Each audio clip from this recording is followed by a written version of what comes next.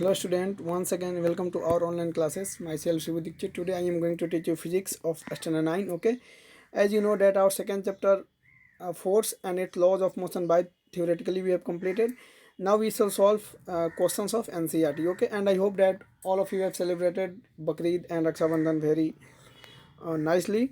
So from today, be careful about your study, and just like earlier rule, all of you have to send your homework before 9 p.m. Okay, so let us start. Here question number 1 given that which of the following has more inertia, यानी इस given में से किसकी inertia अधिक है। मैंने आपको बता रखी थी कि जिस बॉडी का मास अधिक होता है उसका इनर्शिया भी अधिक होता है। So a rubber ball and a stone of the same size. अब बताइए एक रबर बॉल और एक स्टोन जिसकी साइज सेम है, दोनों में किसकी मास अधिक होगी। ओबियसली एक स्टोन की मास अधिक होगी तो इनर्शिया भी किसका हो जाएगा, स्टोन का अधिक हो जाएगा। A bicycle and a train, train की अधिक हो जाएगी। And one is a 5 rupees coin and 1 rupee coin, तो यहाँ पे 5 रुपीज़ कॉइन की इनर्शिया अधिक हो जाएगी क्योंकि 5 रुपीज़ कॉइन का मास जो है वो अधिक है। ठीक है, यहाँ पे आपको आंसर मेंशन है, आप यहाँ से देख करके इसको समझ के लिख सकते हो। ओके, क्वेश्चन नंबर 2 देखते हैं।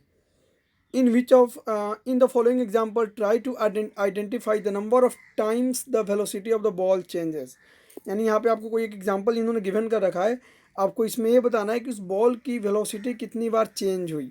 ठीक है, देखते हैं क्वेश्चन को। A football player kicks a football to another player of his team who kicks the football towards the goal. समझना है आपको, एक फुटबॉल प्लेयर एक फुटबॉल को किक करता है अपने दूसरे प्लेयर की तरफ जो कि फुटबॉल को गोल की तरफ मारता है। तो समझिए जब फुटबॉल प्लेयर उस फुटबॉल को किक करेगा तब एक बार उसकी वेलोसिटी चेंज हो जाएगी। ओके, यहाँ पे गिवन भी है as a football player kicks the football. It means कि as a football player kicks the football, जब कोई फुटबॉल प्लेयर फुटबॉल को किक करेगा its speed changes from zero to a certain value, as a result the velocity of the ball get changes.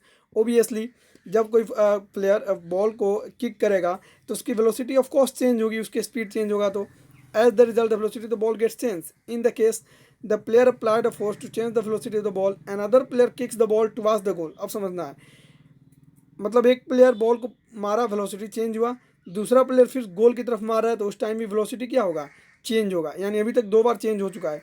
आगे पढ़ते हैं।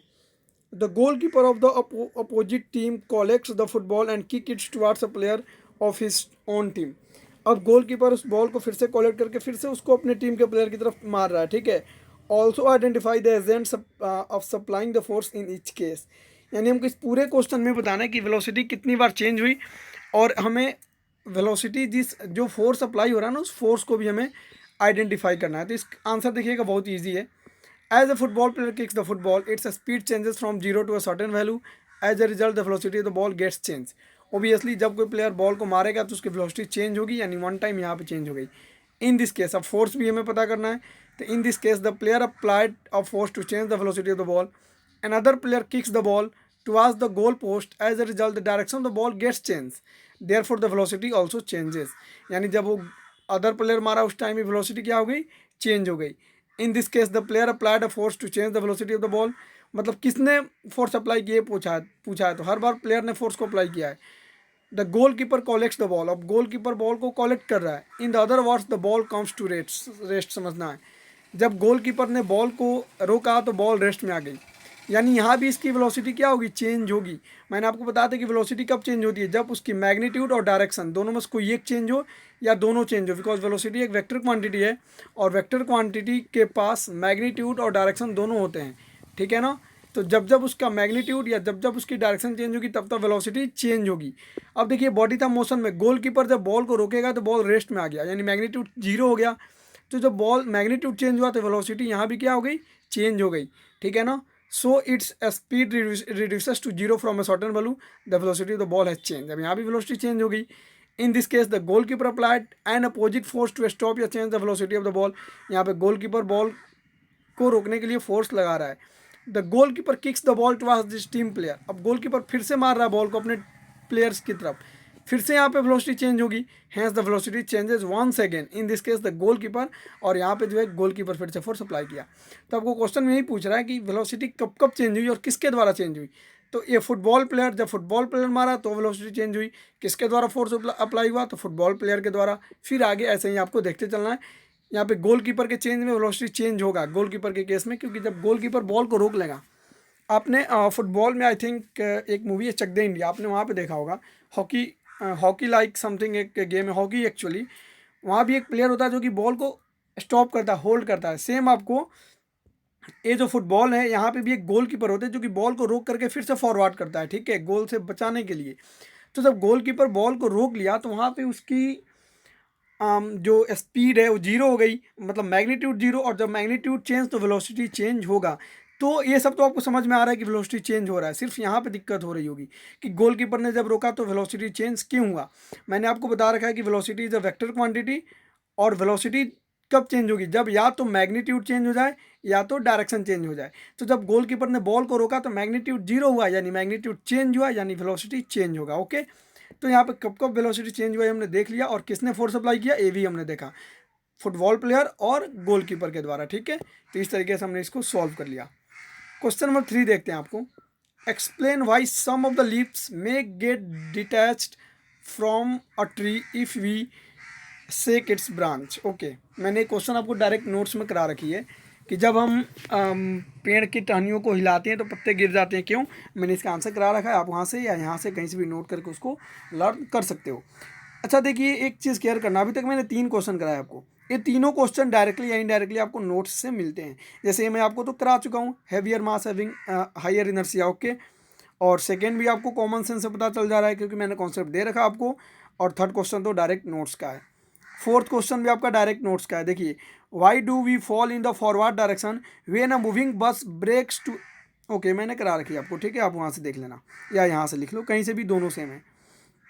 Next आता आपको फिर से अलग पार्ट में, question number 1, if action is always equal to the reaction explain how a horse can pull a cart. Newton's third law आपको याद होगा, मैंने बता रखी थी घोड़े गाड़ी को कैसे खींचता है, वहाँ से आप इसको देख सकते हो।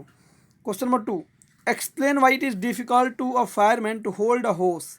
मैंने आपको होस की मीनिंग बहुत बार बता रखी है, एक होता है पाइप और एक होता है होस। देखिए, जो गैस सिलेंडर्स जो हमारे घर में मम्मी खाना पकाती है तो आपने देखा होगा एक एलपीजी सिलेंडर जो होता है रेड कलर का, उससे एक पाइप आती है हमारी चूल्हे में, बर्नर में, तो उसको पाइप ना बोलकर हम होस बोलते हैं। मैं इसको कितनी बार बता रखा हूँ कि उनको ना होस बोला जाता है। और पाइप्स ना हम जैसे कि आपको वाटर पाइप्स हो गए, उनको पाइप्स बोलते हैं जो हॉलो कैविटी फॉर्म हो, और उसमें कुछ अलग क्राइटेरियाज होते हैं, ठीक है ना। आपको इंजीनियरिंग में पढ़ना है जब आप इंजीनियरिंग करने के लिए जाओगे तो, कि होस और पाइप में क्या डिफरेंस है। बट आप जनरल प्रैक्टिस में गैस की जो पाइप्स हैं ना उनको होस बोलोगे ना कि पाइप बोलोगे, ठीक है। तो explain why it is difficult to a fireman to hold a hose which ejects, ejects means निकालना, large amount of water at high velocity. देखिए, क्वेश्चन दे रखा आपको कि एक फायरमैन को होस को पकड़ने में कठिनाई क्यों होती है जब उससे अधिक वेलोसिटी से पानी निकलता है। तो अच्छा, आपको मैं न्यूटन्स थर्ड लॉ और मोमेंटम कराया था। न्यूटन्स थर्ड लॉ मैं बोला था, अभी जैसे हमने घोड़े वाला क्वेश्चन देखा, जब हाई वेलोसिटी से मान लीजिए होस हो गया, ओके, और जब वेरी हाई वेलोसिटी से पानी निकलेगा तो जितना वेलोसिटी से आगे जाएगा उतना वेलोसिटी से इस होस को पीछे धकेलेगा, और इस वजह से एक फायरमैन को जो है इसको पकड़ने में काफ़ी अधिक कठिनाई महसूस होती है। मैंने आपको एक शॉर्ट वीडियो दिखाता हूँ यूट्यूब से, आप इसको समझना थोड़ा सा कि ऐसा क्यों होता है। फायरमैन होल्ड अ होस, यहाँ पे मैं एक शॉर्ट वीडियो आपको दिखाता हूँ, wait for some minute, wait wait 1 minute. Here fireman, why a fireman problems. आप इस वीडियो को देख लो, थोड़ा सा क्लियर हो जाएगा। Fireman face problems to hold hose. Okay wait, मैंने एक यहाँ पे सिंपल सा कॉन्सेप्ट देता हूँ आपको, इससे आपका बहुत सभी कन्फ्यूजन्स आई थिंक दूर हो जाएगा। एक्चुअली क्या होता है, न्यूटन्स के थर्ड लॉ के अकॉर्डिंग वो प्रेशर को हाईली, जैसे कि हाई वेलोसिटी से जब कोई भी बॉडी किसी चीज़ को इजेक्ट करेगा तो वहाँ पे बहुत ही हाई वेलोसिटी के साथ उसको उसे रोकना भी पड़ेगा। जैसे देखिए, एक छोटा सा वीडियो मैं दिखा देता हूँ, जस्ट देखो, एक पाइप,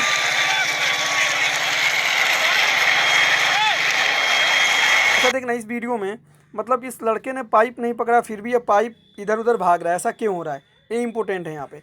ये due to Newton's third law of motion, okay, because वो जिस वेलोसिटी के साथ पानी को आगे की तरफ इजेक्ट कर रहा है, पाइप उसने होस को छोड़ा हुआ है, ठीक है, और जैसे जैसे पानी निकल रहा है पानी उस पाइप को पीछे धकेल रहा है और पाइप ऑटोमेटिकली पीछे आ रहा है। ये आपने उस वीडियो में केयरफुली ऑब्जर्व किया, ठीक है ना। सेम होता है यहाँ पे हर केस में, जैसे हाई वेलोसिटी से जब पानी निकलेगा तो फायरमैन को पकड़ने में बहुत दिक्कत होगी due to Newton third law of motion, क्योंकि जितनी वेलोसिटी से आगे जाएगा उतनी वेलोसिटी से पाइप को पीछे की तरफ धकेलेगा। So we always face problems. Okay, तो ये भी क्वेश्चन मैंने आपको करा रखी है। क्वेश्चन नंबर 3 देखते हैं। From a rifle of mass 4 kg।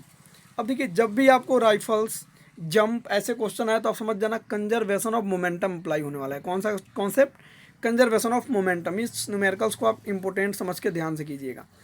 From a rifle of mass 4 kg, एक राइफल है जिसकी मास 4 kg है।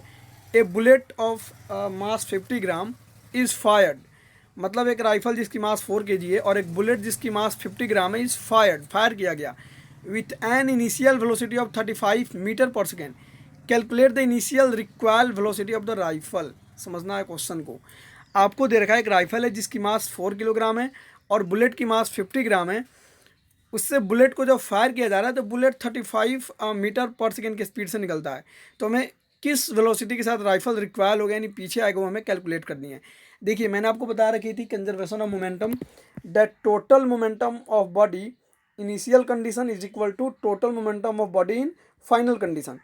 तो देखिए, आपका गन है और बुलेट है, तो इस गन और बुलेट की जो इनिशियल मोमेंटम होगी वो दोनों मतलब फाइनल मोमेंटम के इक्वल होगा। तो यहाँ पे हम पहले इसको सॉल्व कर लेते हैं थोड़ा सा। Mass of the rifle 4 kg given है and mass of the bullet that is 50 gram. इसको हमने केजी में कन्वर्ट कर लिया बिकॉज प्रिंसिपल ऑफ होमोजिनिटी, हम लोग यूनिट को सेम करेंगे। ओके, और मास का ऐसा यूनिट क्या होता है? किलोग्राम। तो देखिए, 50 को हम 1000 से डिवाइड करेंगे तब जाकर के किलोग्राम में होगा, दैट इज 0.05 किलोग्राम। ये हो गया आपका। अच्छा, हमने मान लिया, चूंकि मास ऑफ राइफल हमने m1 लिया है, समझना आपको ध्यान से, हमने राइफल की मास m1 माना है तो राइफल की वेलोसिटी v1 मानेंगे। ये सब इंपॉर्टेंट है। इसमें ऐसा नहीं है कि आप m1 ही मानो। अगर आप ये मानते कि बुलेट की मास m1 है तो आप बुलेट की वेलोसिटी v1 मानते, ठीक है ना। इनको थोड़ा सा केयर कर लेना है, ठीक है। हमने चूंकि राइफल की मास m1 मानी है तो required velocity of the rifle को हम v1 लेके चलेंगे। और मास ऑफ बुलेट m2 है तो bullet fired with initial velocity v2 35 metre per second, समझना है। अच्छा, इनिशियली जब हम राइफल में अभी बुलेट को रख के छोड़ रहे हैं तो शुरू में तो राइफल रेस्ट में है, यानी उसकी वेलोसिटी जीरो है, यानी इनिशियल वेलोसिटी क्या हो गई? जीरो हो गई। अब हमारा चूंकि कॉन्सेप्ट नहीं है that total initial momentum of rifle and bullet is equal to total final momentum of rifle and bullet, क्योंकि ये आपका राइफल है, ठीक है, मान लीजिए, और इसी में बुलेट है। तो इनका जो इनिशियल मोमेंटम होगा फायर होने के बाद भी राइफल और बुलेट के इनिशियल मोमेंटम के इक्वल होगा। तो इसका इनिशियल मोमेंटम क्या, देखिए, पहली बात की राइफल की मोमेंटम क्या हो जाएगा? m1 into V1 initial. Okay okay, और उसका m2 इंटू वी2 ये हो जाएगा। तो यहाँ आप देखिए m1 v1 plus m2 v2 initial momentum हमने इसको कैलकुलेट किया है। तो चूंकि हमें v1 पता नहीं है तो 4 इसका मास है, इसको हमने सॉल्व किया तो इतना निकल करके आ गया, ठीक है ना। 4v1 plus 1.75। Similarly conservation of momentum के according total momentum after the firing will be same. तो 4v1 प्लस ये जो आपका गिवन डाटा है, ठीक है। अब इसको जब आप सॉल्व करोगे तो यहाँ से v1 की वेलोसिटी निकल करके आ जाएगा, डेट इज जो भी हो, जब आप इसको सॉल्व करोगे तो आपको पता चल जाएगा। देख लेना, मैंने एक बार इसको कैलकुलेट करके दिखाता हूँ आपको। आप क्वेश्चन को फिर से रीड करो बिकॉज ये बहुत ही इंपॉर्टेंट क्वेश्चन है। आपको जो एक राइफल है जिसकी मास 4 किलोग्राम है और एक बुलेट है जिसकी मास 50 ग्राम है, उसको फायर किया गया। तो बुलेट की इनिशियल वेलोसिटी गिवन है, हमें क्या करना है? Initial velocity of the require of the gun को फाइंड आउट करना है। सिंपली देखिए, mass of rifle, mass of bullet को हमने m2 माना है तो इसकी वेलोसिटी को हम क्या मान लेंगे? v2, और इसकी वेलोसिटी को v1 मान लेंगे, ठीक है। यहाँ से क्या होगा? Total initial momentum before firing is equal to total momentum after firing. तो before firing m1 v1 plus m2 v2, इसको सॉल्व करेंगे तो ये निकल करके आ गया हमारा डैश डाटा, एक निकल के आ गया, ठीक है। यहाँ से अगर according to law of conservation of momentum मतलब total momentum after firing will be same, तो उसकी तो 4v1 और ये 1.75 तो आपको आ रखा है। किसकी? बुलेट की। देखिए, बुलेट की तो वही है ना, डेट इज, इसको सॉल्व करेंगे तो 1.75, तो बुलेट की मोमेंटम सेम है। तो यहाँ पर हमने इसको किया तो दोनों मिलके तो जीरो होंगे बिकॉज दोनों का डिफरेंस जीरो होने वाला है। तो यहाँ से जब हम कैलकुलेट करेंगे तो वेलोसिटी निकल करके आ जाएगी हमारी, ठीक है। तो यहाँ से the negative sign indicates that the rifle requires backward with a velocity of इतना मीटर पर सेकेंड। अब देखिए, वेलोसिटी हमारी निगेटिव आ रखी यहाँ पे, ठीक है। तो जब वेलोसिटी निगेटिव है इसका मतलब बुलेट आगे गया और राइफल यहाँ पे पीछे की तरफ फायर हो गया। इसको शॉर्टकट में कैसे बनाएंगे? देखिए, शॉर्टकट में मैं बनाता हूँ, ऐसे बनाओगे m1 u1 plus m2 u2 is equal to यहाँ पे m1v1 प्लस m2v2, बस यहाँ वैल्यू डाल लेना आप। ओके, क्यों? क्योंकि टोटल मोमेंटम तो कंजर्व है यहाँ पे। ये हो गया mass of rifle, initial velocity of rifle यानी जीरो, क्योंकि इनिशियल वेलोसिटी राइफल की जीरो है, प्लस m2u2। यहाँ पे देखिए इसकी मास बुलेट की और इसकी इनिशियल वेलोसिटी 35 दे रखा है, इक्वल टू m1, इसकी v1 हमें फाइंड आउट करना है, और m2 गिवन है, और v2 दिया कितना हो जाएगा v2। जब बुलेट निकल रहा है तो अंत में जाकर के कहीं ना कहीं रेस्ट में चला जाएगा, तो वहाँ पे A0 रख के आप सॉल्व करोगे, आपका रिजल्ट ऑटोमेटिकली आ जाएगा। ठीक है ना, या आप ऐसे भी बना सकते हो। क्वेश्चन नंबर 4 देखते हैं। Two objects of masses 100 gram and 200 gram are moving along the same line. मतलब दो ऑब्जेक्ट है जिसकी एक की मास 100 ग्राम है और एक की मास 200 ग्राम है, are moving along the same line and direction with velocities of 2 metre per second and 1 metre per second respectively. यानी कि आपको दो ऑब्जेक्ट है, एक की मास 100 ग्राम है और इसकी जो वेलोसिटी वो 2 मीटर पर सेकेंड है, और एक की मास 200 ग्राम है और इसकी वेलोसिटी 1 मीटर पर सेकेंड है। दे कोलाइड यानी वो टकरा जाते हैं, एंड आफ्टर द कोलिजन, और टकराने के बाद the first object moves with a velocity इतना determine the velocity of the second object. और फिर कोलिजन की बात आई तो फिर से यहाँ पे हम अप्लाई करेंगे कंजर्वेशन ऑफ मोमेंटम। तो देखिए mass of one objects m1 दिया आपको 100 ग्राम, तो इसको पहले केजी में कन्वर्ट करोगे due to principle of homogeneity. Mass of second object m2।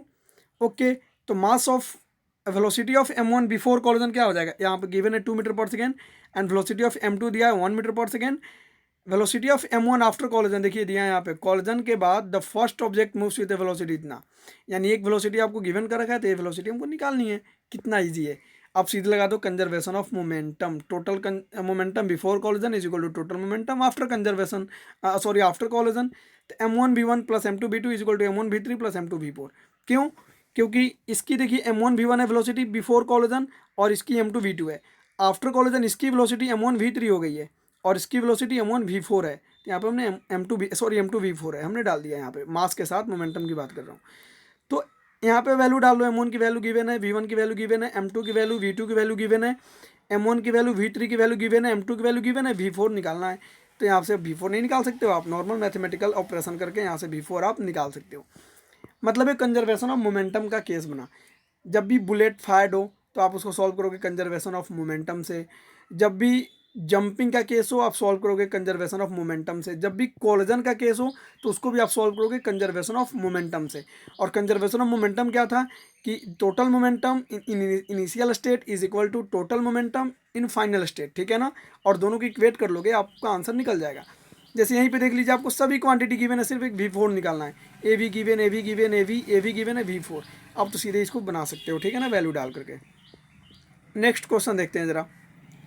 N object experience a net zero external unbalance force. यानी कोई एक ऑब्जेक्ट है जो कि एक्सपीरियंस मतलब उस पर अप्लाई होता है नेट जीरो, मतलब अनबैलेंस फोर्स जीरो है। Is it possible for the object to be travelling with non zero velocity. दे रहा है कि अगर किसी भी ऑब्जेक्ट पे हम अनबैलेंस फोर्स लगाते हैं जिसकी मैग्नीट्यूड जीरो है, नेट जीरो, इफ यस, तो पूछ रहा है इफ इट इज़ पॉसिबल, क्या ऐसा पॉसिबल है कि वो नॉन जीरो वेलोसिटी के साथ मूव करेगा। ऐसा नॉन जीरो वेलोसिटी का क्या मतलब होता है? नॉन जीरो वेलोसिटी का मतलब कि उसकी कुछ ना कुछ वेलोसिटी होगी, यानी वो रेस्ट में नहीं रहेगा। If yes state the conditions that must be placed, the magnitude and direction of the velocity. Okay, if no provide a reason. मतलब दे रहा है कि एक ऑब्जेक्ट पे एक्सटर्नल अनबैलेंस फोर्स लगता है जिसका मैग्नीट्यूड जीरो है। ठीक है ना, अब पूछा जा रहा है आपसे कि क्या वह बॉडी नॉन जीरो वेलोसिटी के साथ मूव करेगा। यदि यस तो रीजन बताइए, यदि नो तो भी रीजन बताइए। तो हमारा आंसर होगा यस, ये मूव करेगा। कैसे? तो देख लीजिए, मैं आपको एक सिंपल सा एग्जांपल देता हूँ। आपने देखा होगा किसी बॉडी की एक पार्टिकुलर डायरेक्शन में मोशन, जैसे इसको रीड करते हैं। Even when an object experience net zero external unbalance force, यानी अनबैलेंस फोर्स बिल्कुल जीरो लग रहा है। It is possible that object is travelling with non zero velocity. ये पॉसिबल है। कैसे?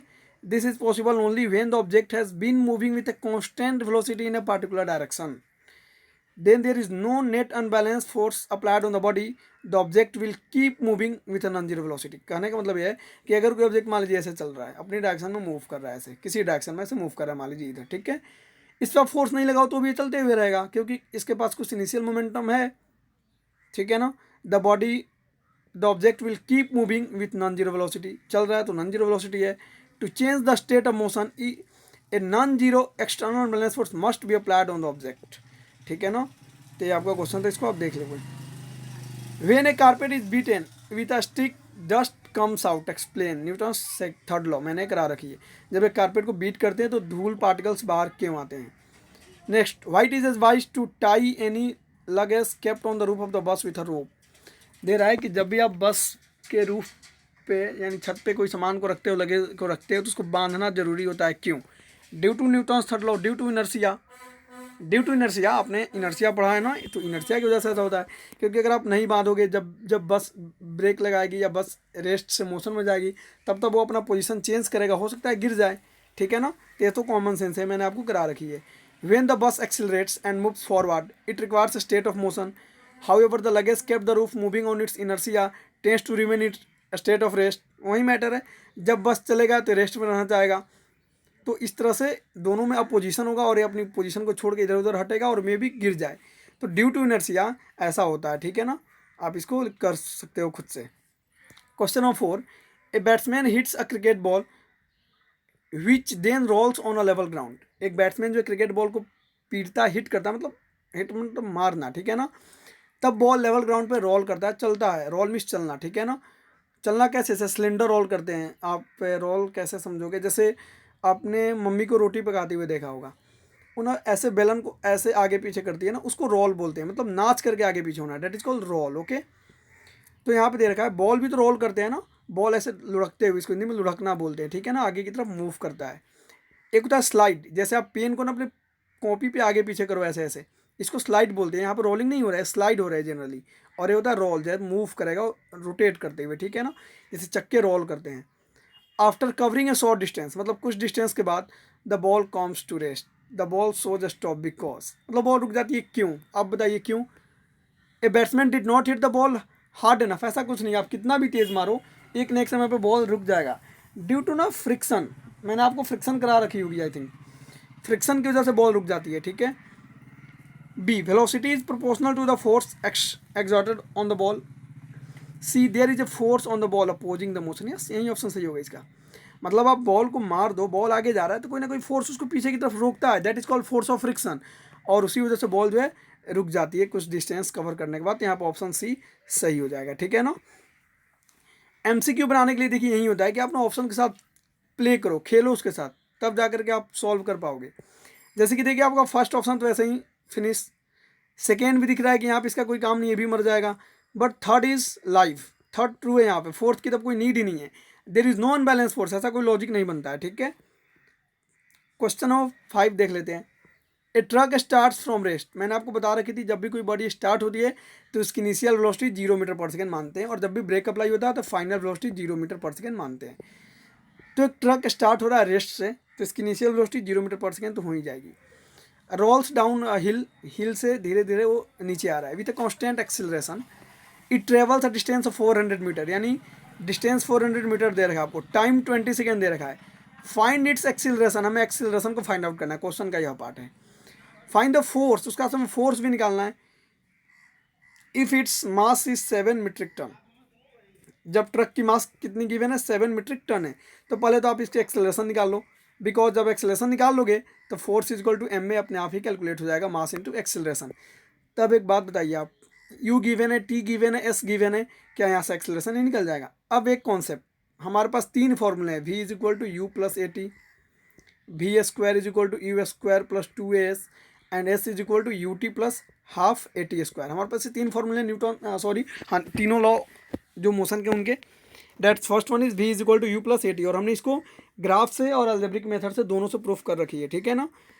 तो first v is equal to u plus a t, v square is equal to u square plus 2as, and s is equal to u t plus half a t square.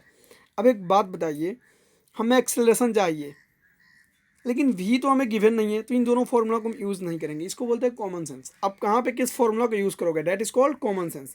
तो यहाँ पे आप इसको use कर लो आराम से, आपका ए निकल जाएगा। तो हमने यहाँ पे इसको यूज़ करके ए निकाल दिया, आपका ए निकल के आ गया, that is 2 metre per second square. अब हमें निकालनी है फोर्स, तो फोर्स की फॉर्मूला क्या होती है, मास इंटू एक्सेलरेशन।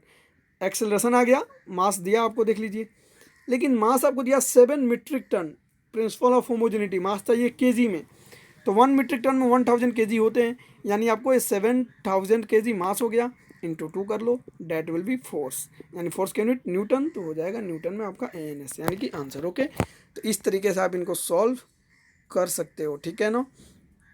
आप इतना सॉल्व करो, क्वेश्चन नंबर 6 के आगे भी आप सॉल्व करने में कैपेबल हो आई थिंक, बट नेक्स्ट ये सभी क्वेश्चंस को मैं नेक्स्ट वीडियो में डिस्कस करा दूंगा, बिकॉज वीडियो अधिक लॉन्ग करना सही नहीं है। और मेरा होमवर्क रात को 9 बजे से पहले आप सेंड कर दोगे। और एक बात और, पिछली टेस्ट में बहुत से भी बच्चे एब्सेंट हुए थे, मैं सिर्फ बकरीद और रक्षाबंधन के लेकर के किसी को टॉर्चर नहीं किया हूँ। मैं सबके पेरेंट्स को एक एक करके कॉल करूँगा कि आप एब्सेंट क्यों हो, क्योंकि मैंने टेस्ट फ्राइडे को ले रखी थी और फ्राइडे को कोई बकरीद कोई रक्षाबंधन नहीं था। एंड सेकेंड मैटर कि जिन बच्चों ने मार्क्स कम लाए हैं उनके लिए भी मैं कोई ना कोई रूल्स लगाऊंगा। आपकी मनमानी नहीं चलेगी, ये हिटलर का कोई मतलब राज नहीं है कि अपने मन से जो करो। यहाँ पे कोई धर्मशाला हमने नहीं खोल रखा है कि आपके लिए मैं फ्री में बोलते रहूँगा और आप कुछ नहीं करोगे। मुझे आपसे फीडबैक चाहिए, any how I need feedback. Okay, thanks.